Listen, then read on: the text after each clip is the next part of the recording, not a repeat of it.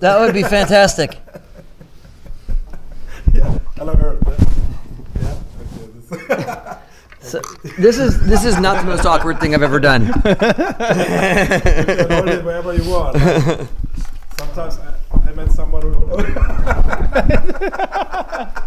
like a little witch, right? Yeah. I'm a little bunny. Or like this, no? He's a red-tailed fox.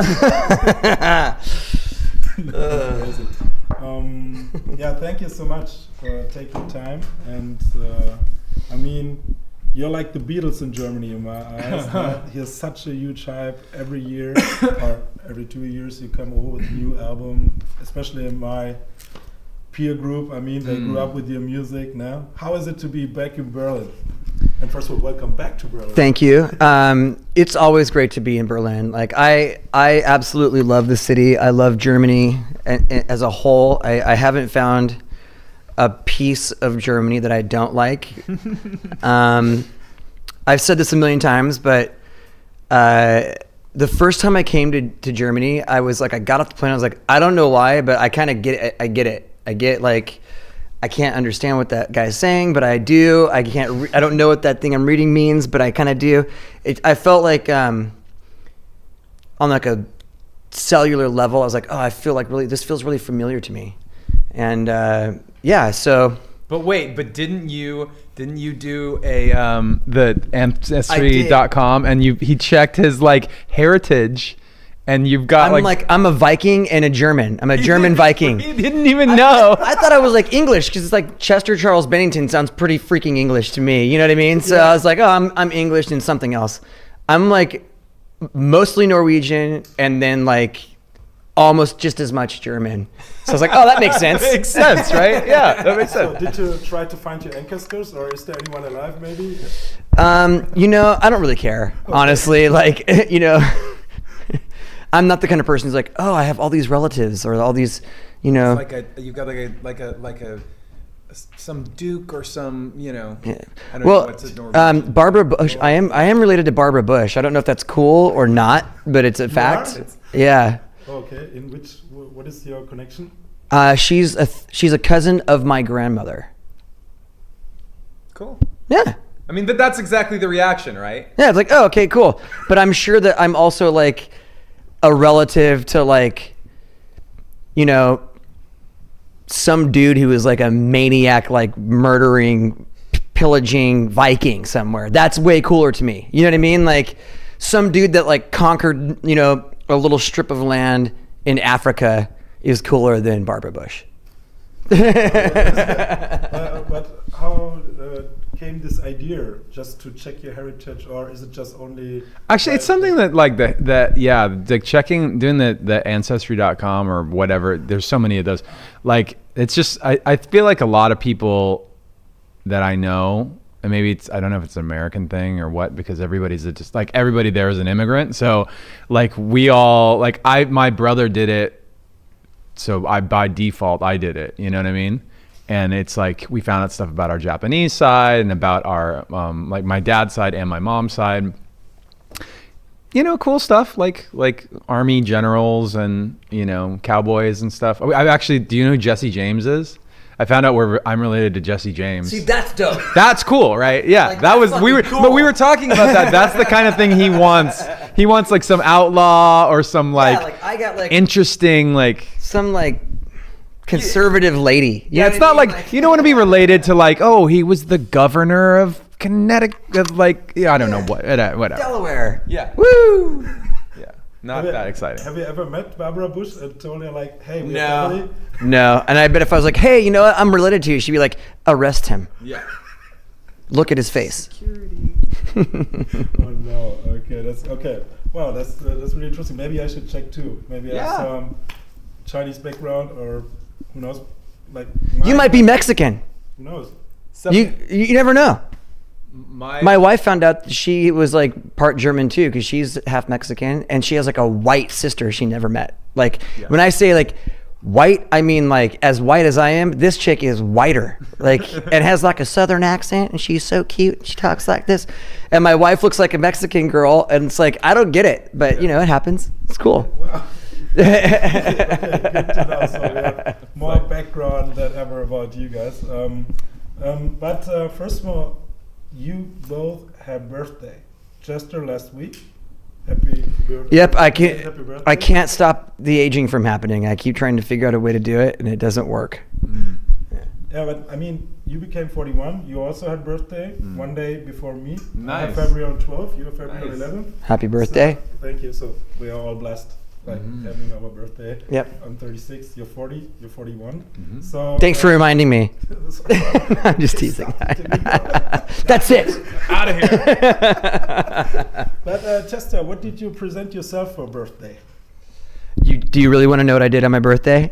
Like, did you do any? Okay, so this is what I did.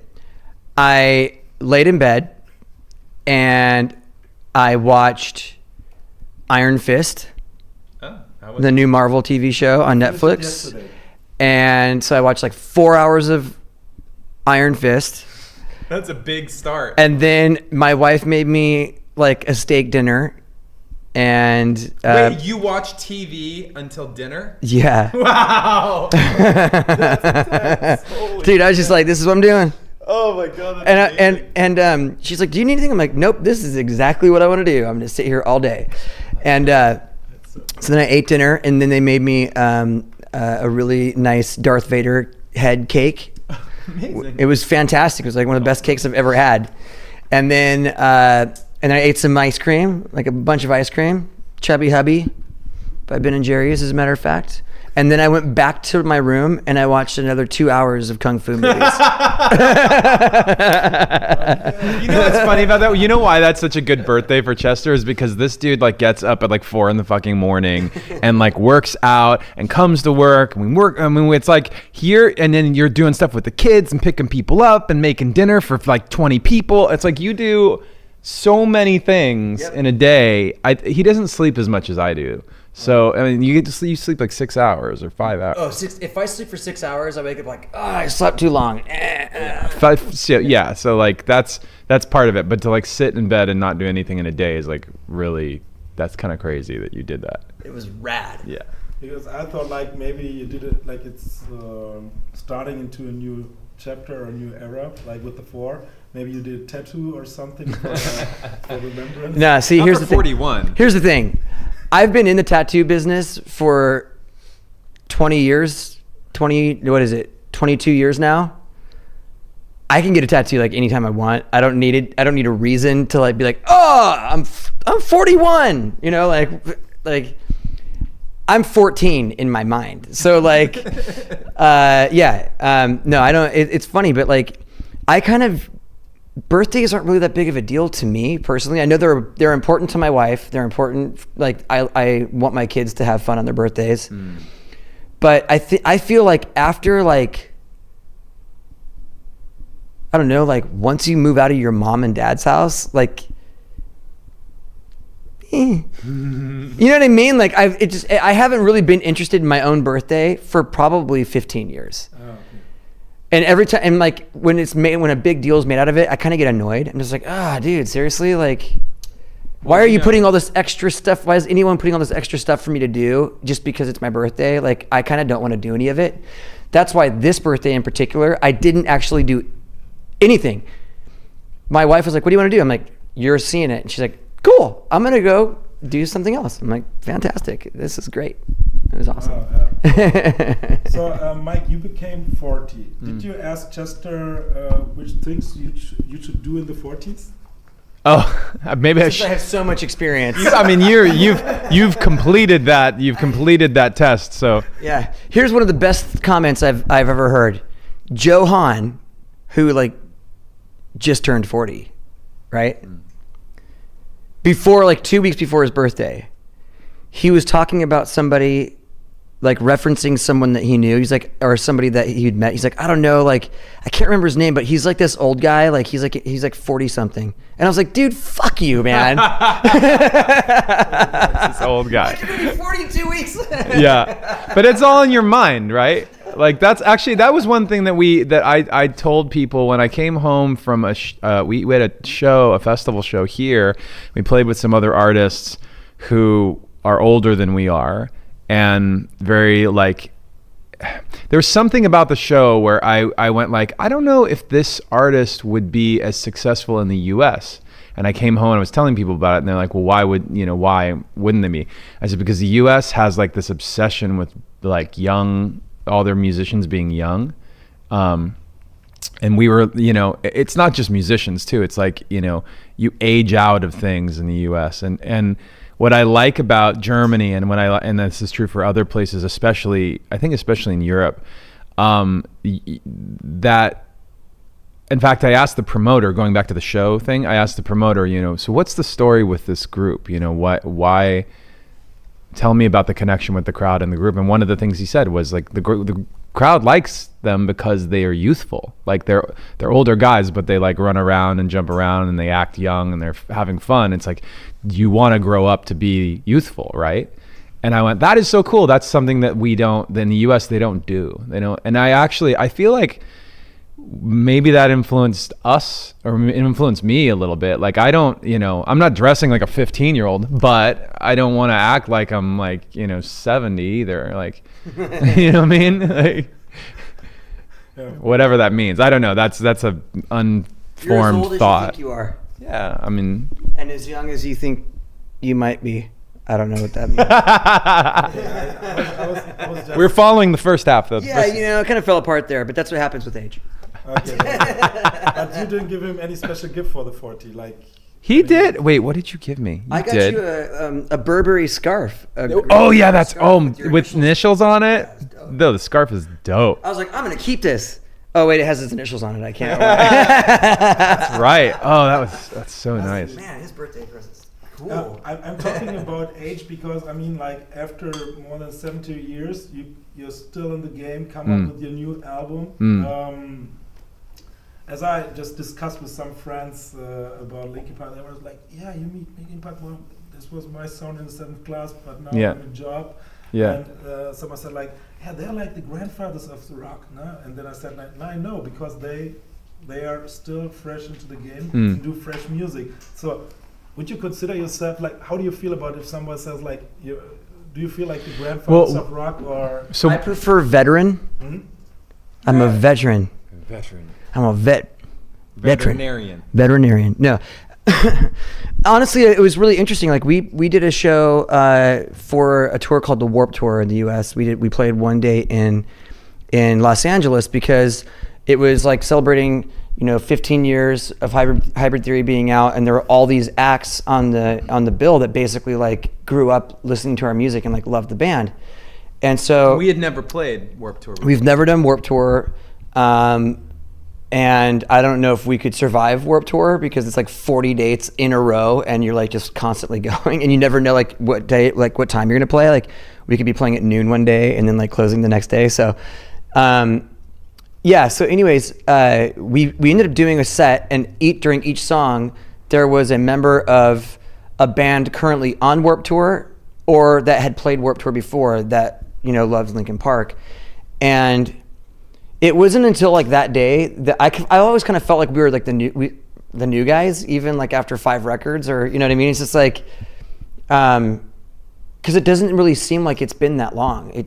Everything's like we've just been working, and so it's gone by really quickly. And it wasn't until that day where like literally like every kid, every adult, every parent, every grandparent that I met that day was like, I grew up listening to your music, and like I wouldn't be here in this band if it wasn't for you guys. And I heard that over and over and over from everybody, and I was like, wow, like we kind of like we're the guys that have been around that bands like kind of look up to and go like, okay, like maybe how would Linkin Park do this, or what do you think how they would approach it, because we respect what they do creatively, business-wise, whatever, on live shows, whatever. And it's like, that's an honor, because, that's not something that you strive for technically, or that we strive for. We just always want to consistently make music that we're into, and like we've always got our ear, you know,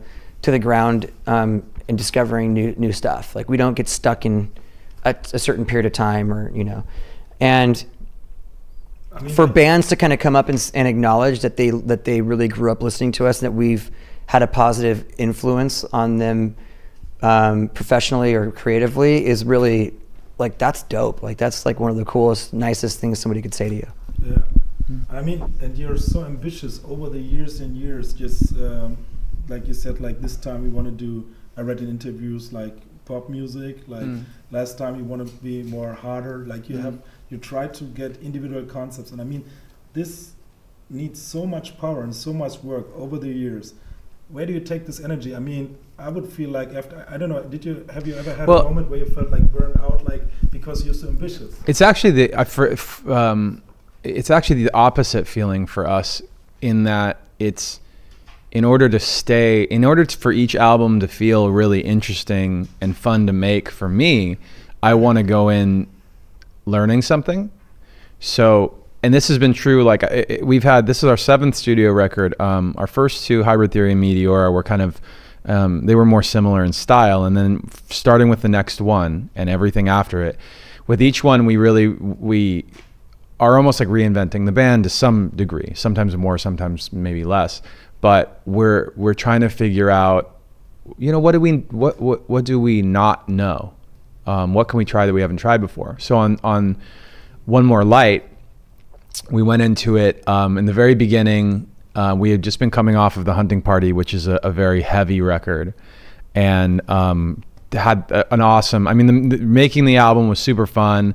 Touring it was super fun, minus a stint where Chester broke his leg, which was not fun. It was not fun. But the end of it, once we got back on the road, did some shows like that. It ended, you know, and we did some great shows with the record. And I mean, the only thing I felt like was missing from that was that we didn't get to play all the songs. You know, we had some other songs on the record that we didn't actually get to play at a certain point because we just had to stop and come back home and start recording. We finished the tour. I stopped in London because I had this idea, like, I know there are people out there who write songs but don't perform them. They write them for other people, or they write with other people, and I have no idea what that is. Like I've never experienced that myself. So, because we've always written all our own stuff, just us. And I stopped in London and I met with a couple people who do that, and I picked their brain. I actually, at the first meeting I had was with a guy named Justin Parker, who's written for Lana Del Rey and a bunch of other people. And I said, you know, explain to me, like, what do you do? I don't know. I don't understand that whole thing. And he did. And then the next day I met with a guy named Egg White, who's written for Adele and Florence and the Machine. And I asked him, what do you do? And their answers were actually different. Like really, you know, what they liked about what they did and how they do it. And the more we got into that world, the more I had this fear in the back of my head that if you work with somebody like that they would come in and like pitch you a song and be like, I want to do this. Or they would come in and what we would make wouldn't sound like us. And the more we did it, the more I met with people, and the more we did it as a group. It was usually me and Brad, and then like most of the time, or some of the time, Chester. The more we did it, I realized like, no, we actually have such a strong point of view that it still sounds like us, and we're driving the song still. And these people are coming in and they're helping out, you know, to some degree, sometimes less, sometimes more, but it still sounds like Linkin Park. And I was like, oh, this is going to be really fun, because it's just like having more ideas in the room, you know. It gets there faster, and the quality I felt like was really good. I was going to say better, but I don't think I think we've always got this certain threshold of quality. It always has to hit a mark, and so it was just hitting that mark faster for me.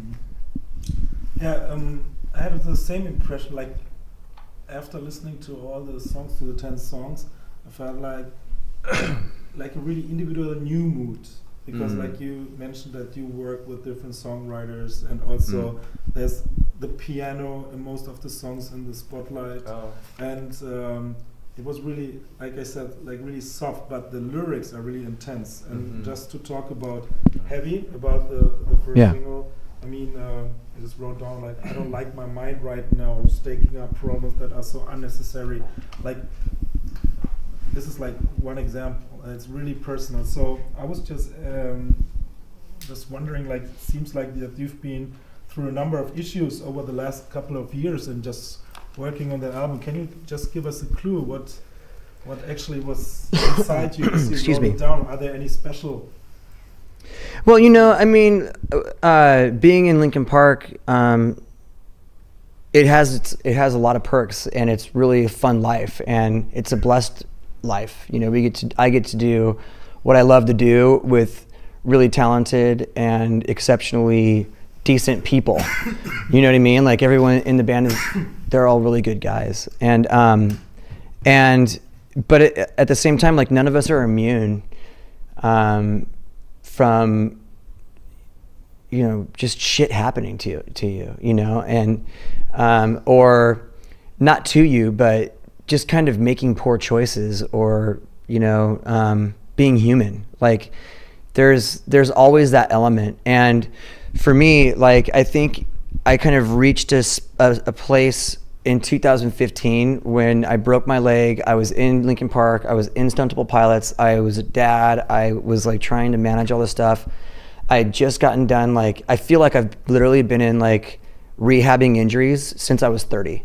Ever since I tore my disc in my back, like, I've just been like constantly rehabbing a surgery, an injury, a surgery, like, it just kind of, I got to a point where I was like, medicating, kind of having issues with that, kind of like, falling back into old habits, into old, behaviors. And I really got to a point, and I got, lost some really close people to me quickly, and was having trouble with all of my relationships, not just like at home, but like with my friends, with just myself, everything. And life got really weird and really hard all at one time. And, I'm like this person who, like, thinks I can do I just want to do anything I want to do, like, when I want to do it, and I feel like I can figure it out. And that works sometimes, but I found, like, when I broke my leg, and it was so bad, like, it wasn't just like, oh, I broke my leg, like, I can kind of heal in 8 weeks, I'll be back on, like, it was like, I broke the crap out of it, and I needed, like, reconstructive surgery, and, like, plates and screws and more surgery, and like, it was like, whoa, it was nasty. And that kind of took me into like a depression that really was hard to get out of. And then I realized at that point, like, I can't do all this stuff if everything isn't perfect and running exactly the way it's supposed to. One thing falls off the cart and, like, the whole thing gets ruined. It's like pulling an apple, like, you see a nice stack of apples at the grocery store, and it's beautiful and, like, it's really nice, and then you grab the bottom one and the whole thing goes down, and next thing you know, it takes like all these people to clean up the mess. Right? Everything's ruined, right? I feel like that's my life. We were talking about it in the studio, and Mike had made a list of all the things that, not only like some of the stuff that he knew I was going through, and then some of the stuff he was going through, and some of the stuff he knew, like, our friends and like other guys in the band were going through. It was like a list of like 50 things, and it was like each one of them was on its own really, really hard to go through. It was like each one was a Netflix. Each one It was its own like- Netflix What was series. it? It was like one of our friends died of cancer. My stepdad died of cancer. I broke my leg, and I had to rehab that for a year. I quit Stone Temple Pilots because it was just too much. It was too much. I felt bad about that. And then that times like and then 10 times. And then I was like, depressed, and I was like, drinking again, and then I was like doing all this stuff, and I was just like, dude, like, this is crazy.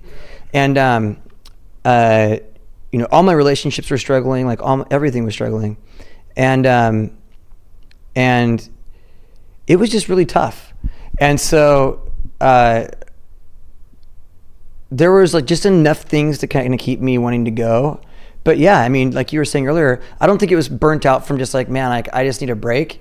I was burnt out because I was just like, fuck the world. Like, not like I need a break. Like, honestly, like, fuck all of you, like, everybody and everything. And I don't like doing anything anymore. Like, nothing makes me happy.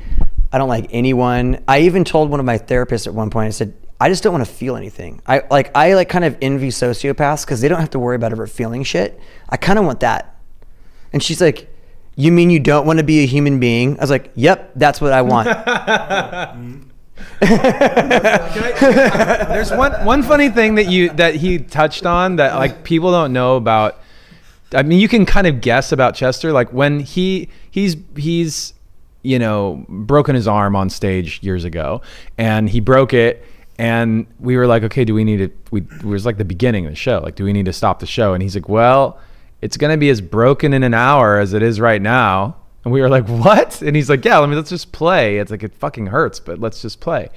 Like, he's the kind of guy that's gonna just like power through anything, right? And it's like something's going on, like, oh, it's gonna take you, you know, 8 months to rehab your injury. Chester's gonna be like, I'm gonna get it done in 6. I'm gonna be running a marathon in 6. Yeah, I ran a marathon in 8 months, and I was back on doing shows with STP. I broke it in January, and I was on the road in April. I should not have been doing that, you know? But he's gonna try. He's gonna put in the work too. He's not necessarily like you'd think. Oh, he's like doing it and he shouldn't be doing it. Like I watch him like put in the work. Like he really works hard to do all the things he wants to do, right? And those are things you can control. Like you can control, like, oh, I need to go to the gym every day. I need to do my stretches every day. I need to take my medicine every day. I need to do whatever. And he'll do all those things. And then for anybody especially a person who's like that, like if things happen to you where it's like, no, you literally can't control this. You literally can do zero about this. And you're like, no, but I'm going to do this and I'm going to do this. And then it's like, no. I don't care that's stuff, no? Sounds like no, it's control. Like we all have this feeling that like you want to have certain amount of control over your life, right? Like, oh, like today I was going to go for a run in the park. Oh, it's raining. I can't go for a run in the park. It's like, well, actually you do have control over that. You could put on, you know, rain clothes and go out in the rain and do your run. Oh, we're going to have a birthday party and then now it's raining. Like, no, you do not have control over that. You now cannot do that. No, you're not going to put everybody out there in the rain. It's not going to happen. So then you're upset and you feel more because you've now lost control. You feel so terrible, right? I think there's an element that specific thing, like all those things that Chester was saying and that specific idea of like, you know, there's things we can control. We can control our reactions to things. We control how we handle things, but there's also things you can't. And this record, like that is at the core of a lot of the record. And that's kind of like, you know, touching on Heavy in the lyrics, that's kind of like what Heavy is about ultimately. It's like that idea that, you know, I find myself personally, like when I'm stuck, it's because I haven't just surrendered to the process of life. You know, I'm trying to like be in there and do things my way. I'm trying to steer the ship or whatever. And, you know, there was a few times over the last couple of years where I was just like kind of like ready to throw in the towel and just kind of give up on everything. But the competitive side of me is like, no, fuck that. Like I'm going to punch this thing out and I'm not going to take back control of my life. I'm actually going to let go of everything. And it's kind of like, that's really the punchline of Heavy is if I could just let go, I'd be set free.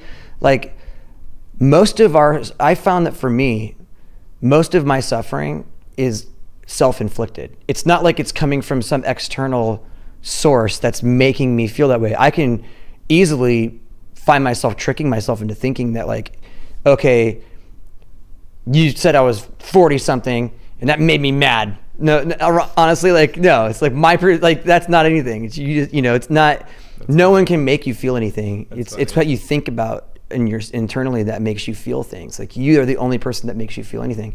And so, you know, I learned through this whole journey, and it resonated with me. It was like, you can elevate your consciousness, you can elevate your spirituality by just acknowledging that there's a problem and then once you do that, you've created space between you and that problem. And now you've actually got a little, even if it's just for a moment, like you have a second to kind of reflect and breathe on it. And that's kind of what I've just been doing. Like, you know, like, okay, like I know that I have this pattern of getting into these kinds of thoughts and these kinds of, you know, actions and choices. And I'm going to do what I need to do so that I can just live in the moment and not get stuck in these ruts where I'm kind of in this circular way of thinking, you know, these patterns. And that's kind of what Heavy's about, you know. It's like just figuring that out, recognizing it, and then realizing like I actually can do something about it and like let go of this and move forward, you know.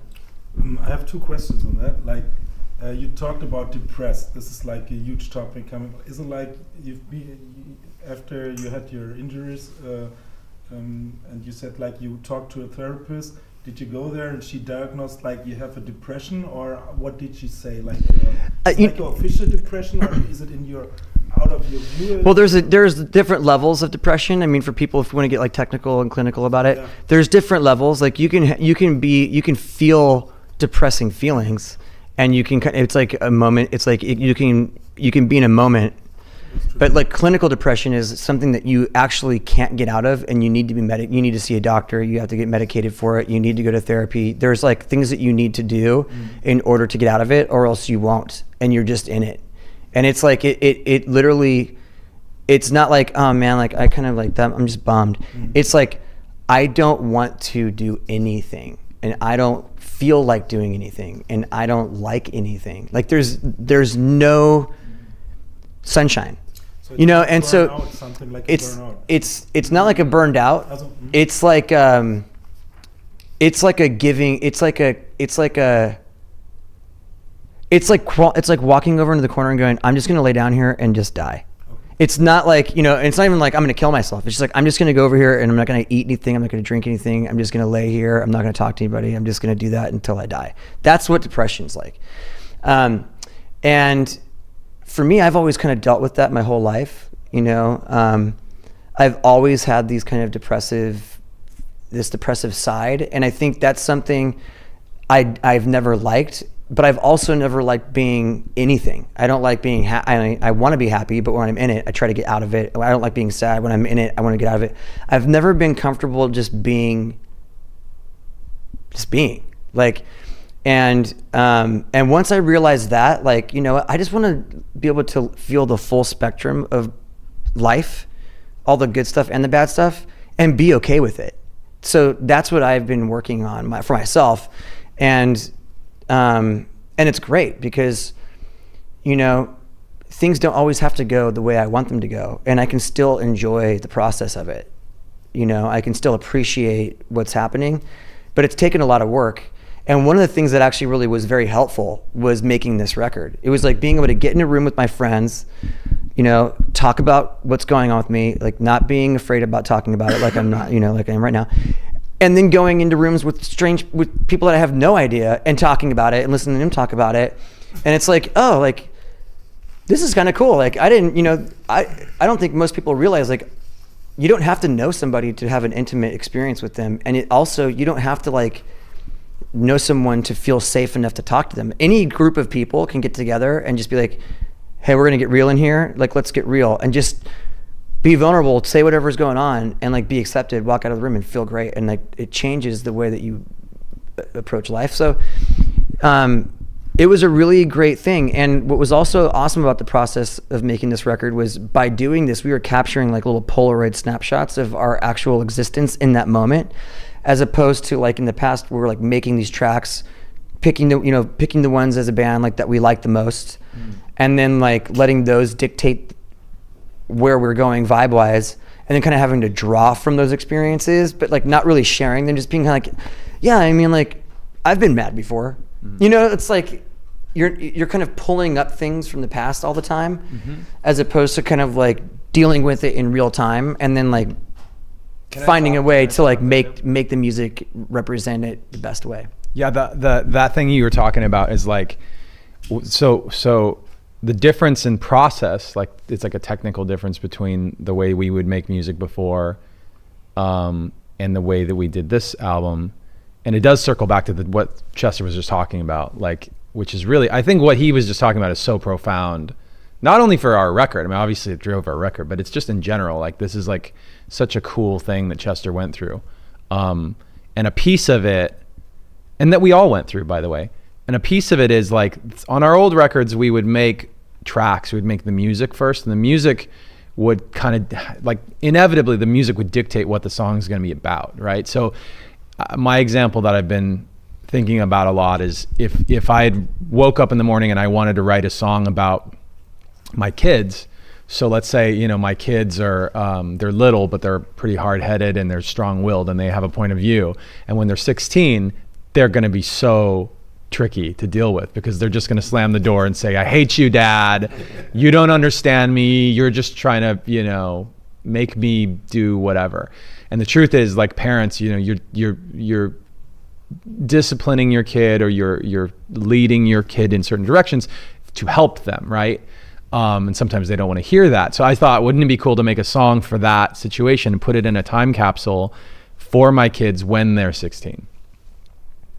What if I walked in the studio that day and I said, and the music that was up that we had started the day before that we were ready to work on was a punk rock song that was like, right? I'd be like, oh, okay, like this is what we're doing today. And I just completely take the other idea and put it somewhere else and forget about it maybe and come in and change my mind and work on this other thing. That's what we used to do. And it wasn't that we were like any less excited about it. Like I know myself, like I come in and I just like, oh, so this is what we're doing. And then I'd be 100% focused on that. But the other idea would get lost. And like the next day, I don't know if I'd be so inspired about the other idea because this punk rock song is doing so well. It's like, sounds great. Let's work on that. The fact is that we walked in every day and we said, with nothing there, no music there, we said, what do you want to write about? And those things that Chester just talked about, like that's what was going on, you know? And that was his, like, I had my own stuff. I think it was like a lot less like, probably less dramatic, maybe less interesting than what's going on. But we'd all related. Like we're all friends, we're all a family. Like it's all touching one another's experiences. You know? Here's the interesting thing about feelings and about perception is a lot of people feel like, oh, like, especially when you're trying to like get sober. This is a perfect example of trying to get sober. Some people may not have gone down the road of like injecting and like living on the streets and like, you know, that kind of stuff. And so they think like, oh, my story's not that bad. Right. It's like, dude, no, man. Like if you're here, it's as bad as you think. If you're here, it's that bad. There's nothing special about that guy who's been living on the streets and the person who's just like, you know, binge drinker 3 times a month or something. Mm-hmm. You know, like your life's fucked up and you realize that there's something you got to do about it, and it's just as hard on either end, right? And so like, you know, that's the beauty I think of like music in general is like it attaches itself to anything. All you have to do is be able to feel things, and understand what's going on. It doesn't mean like, you know, the situations that make you sad or frustrated or angry or happy or fall in love or any of those things, they don't have to be exactly the same as the person next to you. Mm-hmm. But each one is just as relevant as the next. And so that's what was like really interesting about this process. It was like, you know, I remember one day coming in and just being like, do you really want to know? Like we were having all this small talk and it was really kind of funny. And like, we were just like, you know, talking about the weather and like the traffic sucked. Like, it was like, hey, like, how are you doing? And you're like, I'm fine. And I was like, I'm good. You know, traffic sucked, whatever. Like I'm stoked, like whatever. Yeah. And then we like more small talk was going on. And I was like, you guys really want to know what happened today? Mm. And they're like, yeah. And I told them and everyone was like, oh shit. Because it was like one of the gnarliest fucking things you could ever find out and you never want to hear. Mm. You know what I mean? Like you never want to get the news I got that morning, ever. There's no situation that would make it like, okay, like I could deal with that. It's not like, oh, my house burned down. You can get another fucking house. You know, this was like one of the worst things ever. And it was like, that's what I'm going through right now. And and even though nobody in the room had that exact experience, everyone was like, oh shit, like I can relate, like I can empathize with how you're feeling. I can put myself in your shoes and be like, fuck dude, that's crazy, and you're here. And so like, you know, that's all these things were going on, and it just inspired all these really great songs, all these really intimate moments, and it was just one after another, after another, after another, after another. Next thing you know, we got like 40 songs. Some of them were a little bit more kind of funky. Some of them were like a little bit more lighthearted. But ultimately, the majority of them felt almost like this record. And we were just like, I guess this is the kind of record we're making, you know? I guess this is what we're doing right now. Let's make the sounds really fun. Let's build the tracks and make the music as interesting as possible, because the lyrics and the melodies are so you know. And so it was like this really fun, interesting experience. And at the end of it, I mean, I was like, fuck the world when we started this, and now I'm like, I love you. I'm looking outside like, oh, the birds just shit on my car, you know, look at that. That's funny. That's so cool, you know. It's like, I mean, it's like, it's crazy, but it's not one of these like manic episodes where it's like, you know, I'm just like, you know, it's like legitimate. There's more peace. There's more of like a kind of like a quiet, and it's because I've earned that. I've worked for it, and I have tools, and like everybody's earned it. We're all really happy. We're all really stoked about what we created. We're stoked about how we've grown as a band and as friends, and I think that making this record in the way that we did was not only great for us creatively, but it was also great for us as people too. So I'm not allowed to say anything more. I have so many questions. It was a really intense interview because, of course, I want to know what is the new feeling now getting together, as you said. Well, we'll have to save it for next time. Okay. It was good though. I think that like that was really, you know, that was exceptionally deep and really good. Yeah, thank you so much. Yeah, I hope you enjoyed it, and it was really interesting to me, and I didn't expect that, to be honest. So well, we didn't talk about like, well, we used this guitar tone, and what about this like recording process? And we really pop music. And to be honest, you're so long in the game, so that was actually the reason why I talked about being older, being more as a human being, because we are all human beings. Exactly. So, I enjoyed it. This is great. And yeah, next time we're going to continue. I think it's important for people to realize that we're actually human beings too. That's it. I mean, because you talked so many times about music. So right. Really, cool, man. That's really fun. Yeah. Thank you. Thank you so much. Pleasure. If we you don't have any time left for the pictures, we can just make like a really quick one, and then we have to we have go to the like next 2 minutes we have a photograph waiting there. Cool. Just Let's do do it. like Let's do it. 2 quick shots and 1 shot with me. This would be great. We live in a different room. Is that where we're at? Yeah, we'll go back and forth. Okay. You're going to move forward. Yeah. Yeah.